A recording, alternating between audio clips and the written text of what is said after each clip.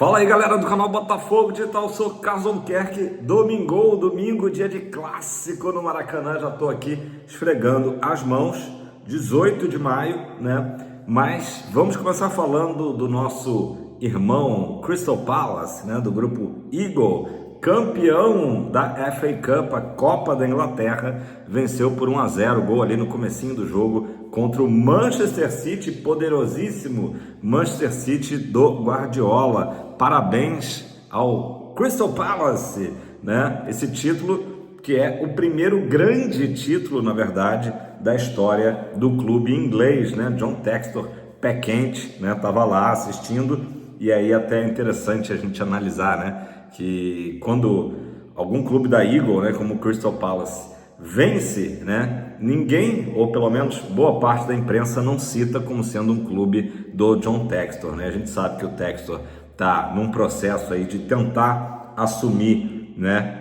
ser o acionista majoritário do Crystal Palace. Ele não é ainda, mas é um clube muito importante, né? É o clube da Premier League dentro, né, do projeto todo da Eagle, né, da holding. Então é interessante como a imprensa, quando o Crystal Palace perde, por exemplo, ou está numa situação difícil, né, a primeira coisa que eles estampam é: time de John Textor na Inglaterra está em dificuldades, perdeu, foi derrotado, né?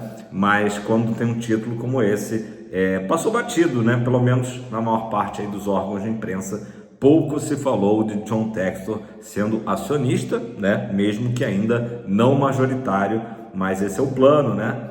O americano tem um plano. Então parabéns aí à torcida, as imagens foram muito emocionantes, né? Histórias incríveis, teve aquela história dos dois irmãos, por exemplo, né? Que, enfim, a foto deles com o pai, né? Os dois garotos com o pai, é uma foto, uma imagem que viralizou, né? Virou até um bandeirão lá do Crystal Palace. Esse pai, infelizmente, veio a falecer em 2017 em decorrência de um câncer, e os garotos dessa imagem hoje, né? Jovens, rapazes, adultos ali, estavam ontem celebrando pela memória do pai, enfim. Muito legal, muitas histórias bacanas, muitas imagens bacanas, né? E o goleiro Henderson foi o nome do jogo, né? Defendeu até um pênalti, foi o grande nome aí dessa conquista do Crystal Palace. E a gente vai torcer para que o final de semana da Eagle continue favorável, né? A gente teve também um bom resultado para o Lyon, tá? O Lyon de Thiago Almada, de Lucas Perry, enfim, o Lyon conseguiu uma classificação ali de forma dramática, tá? O Lyon, ele se classificou para a Conference League graças ao resultado da outra partida que estava rolando, né? Que era o Le Havre e o Strasbourg. Estou tentando uma pronúncia aqui. Vamos lá, Le Havre, que ganhou de 3-2 do Strasbourg num pênalti com cavadinha aos 54 minutos, né? A partida estava se encaminhando para um empate e acabou que esse 3-2 classificou o Lyon, né? Outro co-irmão nosso. O Lyon terminou em 6º lugar do campeonato francês, né? E aí com isso se classificou para a Conference League, tá? O Lyon ainda tem chance de ter mais uma classificação, tá? No caso a Liga Europa, mas aí não depende dele, depende que o PSG ganhe a Copa da França no próximo final de semana. Se o PSG ganhar, o Lyon automaticamente também estará na Liga Europa, beleza? Então, final de semana aí de vitórias, né, para Crystal Palace e Lyon, enfim, de título e classificação. Quem sabe aí o Botafogo aí consiga também fechar esse final de semana, né, de felicidade para todos nós da Eagle, né, da Eagle. Começar falando do jogo que eu comentei ontem, né, quando eu gravei, o Botafogo estava ganhando o Flamengo de 1-0 ali no Newton Santos, né, e acabou disparando uma goleada de 4-1 para cima do Flamengo. O Botafogo já tinha vencido na Gávea por 2-0, portanto, um belíssimo agregado de 6-1, né? Uma surra aí do Botafogo, que agora espera o seu adversário da final da Copa Rio Sub-20, né? Favoritismo para o Vasco na outra semifinal, já que o Vasco ganhou do Resende por 4-2 no primeiro jogo. Hoje a gente vai ficar sabendo quem será o adversário do Botafogo. O que já sabemos é que o Botafogo decidirá em casa, né? Terá a vantagem de decidir no Newton Santos, tá? Sub-20 do Botafogo. Ontem chegamos ao 15º jogo de invencibilidade, né? A equipe do Belão. Na quarta-feira agora a gente tem um jogo às 15 horas lá no Rio Grande do Sul contra o Internacional pelo Brasileiro Sub-20 e as finais estão programadas para os dias 24 e 31 de maio, tá? Final da Copa Rio Sub-20, beleza? E Arlen fez gol, enfim, o Sub-20 do Botafogo aí num momento bem interessante, né? E abriu o final de semana, né, contra o Flamengo. Tomara que a gente feche aí também em grande estilo. Antes da gente falar do clássico de logo mais, tá? Vamos falar um pouco de CBF, né? Acabei não comentando aqui esses dias do afastamento do Edinaldo Rodrigues, né? Que loucura, que loucura. Em plena chegada aí do Ancelotti, né? Que está prevista aí para outra segunda-feira, sem ser essa outra, né? Dia 26. CBF está sem um presidente, Ontem houve uma reunião dos clubes e o Botafogo decidiu não assinar uma nota de apoio, né, ao presidente da FPF, né, da Federação Paulista de Futebol. Muitos clubes apoiando o Reinaldo Bastos. O Tairo Arruda, que representou o Botafogo na reunião, adotou um discurso mais neutro, né, porque o outro, que seria hoje o outro candidato, é o Samir Yaoud, né, que é recém-possado presidente da Federação de Roraima, tá? Esses são os dois nomes que despontaram, né? Eu fico até me perguntando por que será que o nome do Ronaldo, né, não volta à pauta. Não estou dizendo que o Ronaldo seria o melhor presidente possível para a CBF, mas, né, ele tinha tentado, depois desistiu. Enfim, hoje os nomes do Samir e do Reinaldo Bastos são aí os principais. E o Tairo Arruda justamente defendeu a tese, porque a eleição foi convocada para o próximo domingo, tá? Daqui a uma semana, dia 25. E o Tairo Arruda defendeu a tese de que se espere 60 dias, tá? Para acalmar as coisas e que se analise melhor aí os nomes. Então o Botafogo, no momento, não apoia nenhum nome, nem o outro para a presidência da CBF. E por enquanto, né, o posicionamento é que nada muda em relação à chegada do Carlo Ancelotti, que ele vai chegar, como eu disse, na outra segunda-feira, né, mesmo que tenha sido ali um contrato todo costurado pelo Edinaldo. Ele vai chegar e dirigir o Brasil já nos jogos de eliminatórias, né, agora no comecinho de junho, beleza, galera? Pessoal, vamos falar então do jogo, né, do Maraca. Muita polêmica antes da bola rolar. Por conta de uma nota também que o Botafogo emitiu ontem, né? Não apoiando, dizendo que não foi consultado, não assinou, né, a questão do setor sul do Maracanã ser dividido pela primeira vez em 10 anos, né?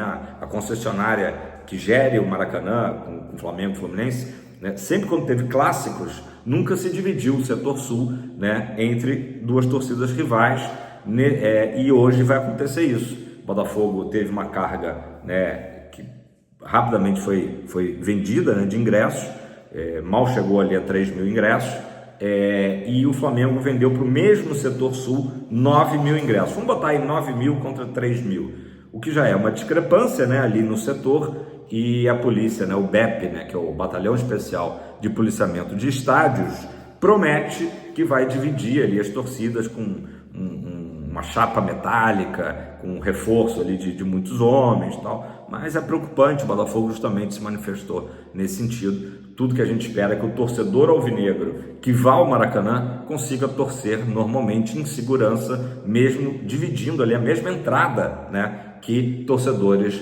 do Flamengo, né? Um clássico aí que enfim, tem as rivalidades que a gente conhece. A gente torce que tudo transcorra da melhor forma possível, assim como a gente sempre torce que nos jogos no Newton Santos também a torcida do Flamengo ocupe ali o seu setor visitante e torça normalmente sem embates, né? Mas o fato de dividir o mesmo setor realmente preocupa, né? Não é por falta de aviso, né? O Botafogo então emitindo essa nota justamente para que o policiamento, né, tome conta, já que ele permitiu, né, então que ele se responsabilize para que nenhum, né, ato ali de violência ocorra entre as torcidas, né? O que é interessante é que, por exemplo, o Flamengo não joga nunca em São Januário, né? A polícia bloqueia, não tem segurança em São Januário, mas as coisas que o Flamengo solicita, acaba sempre sendo atendido, né? Quer dizer, por exemplo, nesse caso aí do Maracanã. Então, talvez seja uma força aí política de bastidores do rubro-negro, né? Uma maior anuência aí do BEP em relação aos pedidos do Flamengo, que acaba sempre, né, sendo privilegiados. Acho que realmente hoje em dia virou uma coisa muito estranha, né? Você vê, por exemplo, um clássico no Maracanã, em que a torcida do Botafogo não só não tem direito a metade, não tem direito aos 50%, né? Já é uma certa derrota do futebol, essa aqui é a verdade, e cada vez vai diminuindo, né? O que seria 10% para hoje seriam 6 mil torcedores, né? Da carga do Maracanã para hoje, 60 mil. Então seria 6 mil. Esses 6 mil já diminuiu para 3, um pouquinho menos de 3, 2. Daqui a pouco ninguém vai poder mais do Botafogo frequentar o Maracanã quando tiver um clássico Flamengo e Botafogo, Flamengo como mandante, né? É triste, né? É triste, é realmente e preocupante. Tomara, né, que como eu disse aí, que essa galera toda do Fogão que vai estar lá nos representando, né, não sofra nenhum problema, né? Tudo transcorra bem. Já é aquele jogo que a gente sabe, né? Nunca é demais falar, né, que é bom não vestir a camisa do Botafogo fora do estádio, né, no transporte para o estádio. Se for usar a camisa do Botafogo, usar só ali dentro do estádio, por questão de segurança, né? Até por questão de numérica, né? Estaremos ali em desvantagem ampla, né? Mas dentro de campo, o Botafogo, nos últimos anos, tem vencido, né? Desde que a SAF assumiu, o Botafogo tem vencido o Flamengo quando o Botafogo joga fora de casa, né? Primeira vez foi em Brasília, aquela vitória com o gol do Erisson, né? É o Toro Erisson, e depois o Botafogo emendou mais 2 vitórias com o Luiz Castro e Arthur Jorge, né? No Maraca, né? O jogo do ano passado está mais fresco na memória, que é aquele gol do Luiz Henrique, que ele faz, inclusive, né? Homenageia pela primeira vez o Pantera Negra, tal, bota a máscara, né? Aquela vitória ali que realmente foi muito marcante. O Flamengo hoje está numa posição, né, de disputar a liderança com o Palmeiras do Brasileiro. O Botafogo começou esse domingo em 10º lugar da tabela, com apenas 11 pontos. E mais um detalhe, o Botafogo ainda não venceu como visitante, né, nesse campeonato. Quem sabe hoje seja a oportunidade. As duas equipes têm desfalques. Se pelo lado do Flamengo, por exemplo, o Gerson, né, que foi expulso na última partida contra o Bahia, cumpre suspensão automática, né, o Botafogo também tem seus desfalques, inclusive desfalque de última hora, que é o Arthur, né, o Arthur que vem crescendo, aí foi o melhor jogador em campo, né, Hero of the Match contra o Estudiantes. O Arthur acabou sentindo a coxa, não deve ter condições realmente de ir para o jogo, né? Isso aí praticamente certo. E o substituto provável deve ser o Alan. O Alan que, né, tem tido suas oportunidades, entrou inclusive no final contra o Estudiantes, fez uma boa jogada, né? Uma jogada de drible e tal, nesse último jogo contra os argentinos. Nesse caso, então, o Renato Paiva deve manter a mesma equipe, né, do confronto da Libertadores, só com essa alteração simples, sai Arthur e entra Alan, né? Então o Botafogo perderia um pouco essa característica ali dos 4 atacantes, né? E ficaria com um esquema um pouco mais cauteloso, mais defensivo, que não é de todo ruim. Agora, o que o Botafogo precisa fazer é jogar bola, né? O Botafogo sabe que o Flamengo vai tentar se impor, que o Flamengo tem uma ótima equipe, mesmo também com desfalques, né? E o Botafogo não adianta ficar simplesmente retraído, né? O Botafogo precisa encontrar ali, como o próprio Central Córdoba encontrou uma maneira de vencer o Flamengo no Maracanã, né? Então o Botafogo precisa, né, o Renato Paiva, preparar o time para justamente, né, fazer aquela arapuca, tal qual o próprio Arthur Jorge e o Luiz Castro fizeram, né? O Botafogo segurar o ímpeto ofensivo do Flamengo. O Flamengo tem Cebolinha, tem o Bruno Henrique, enfim, jogadores importantes de ataque, né? O Botafogo consiga neutralizar isso e, ao mesmo tempo, ser perigoso, né? O Flamengo também é uma equipe que tem sofrido poucos lances de perigo, né? O Rossi é um bom goleiro, enfim. Então o Botafogo não tem uma missão fácil, mas estamos numa crescente, mesmo com o desfalque do Arthur logo mais. O Botafogo está numa crescente. O Botafogo vai ficar 9 dias sem jogar, e aí eu não estou considerando o jogo com o Capital, né, que deve ir uma equipe alternativa, né? Mas para o grande jogo contra Laú, o Botafogo vai ter de hoje até o dia 27, são 9 dias, então hoje é para realmente o time jogar 18h30, não tem a desculpa do calor, né? No passado o Flamengo do Tite, né, reclamou muito do calor, que tinha perdido o jogo para o Botafogo por conta do calor, como se o calor não tivesse também afetado o próprio Fogão, né? 18h30 hoje, Premier, a transmissão do Premier, narração do Luiz Carlos Júnior, comentário do Boa Praça Led Carmona, do Paulo Nunes. Então o Botafogo para logo mais provavelmente vai ser John, Vitinho, Jair, David Ricardo e Alex Telles. Ali no meio, Gregory, Marlon Freitas e Alain, provavelmente, né? E depois no ataque, o Rua Cruz, Igor Jesus e o Cuiabano, né? Essa deve ser a equipe do Fogão para a gente, né, aumentar aí para 4 jogos. Os caras vão vir, né, com sangue nos olhos, porque não aguentam mais perder para o Botafogo no Brasileirão. Ano passado a gente ganhou os 2 jogos, inclusive, né? Então é importante que o Botafogo tenha maturidade, tranquilidade para fazer um bom jogo, né? Saber que teremos um adversário querendo muito ganhar da gente, né? Mas o Botafogo tem condições sim de sair com um bom resultado, né? Quem sabe a vitória no Maracanã. Beleza, galera? Deixa o seu like, faça seu comentário, é importante para engajar aqui. Eu vou até puxar aqui a nossa pé quente, Maia. Dá um alô aí pra galera, ela tá aqui querendo aparecer no vídeo. Nem se penteou hoje, né, Maia? Vamos ganhar essa, é tempo de Botafogo, sempre, tamo junto.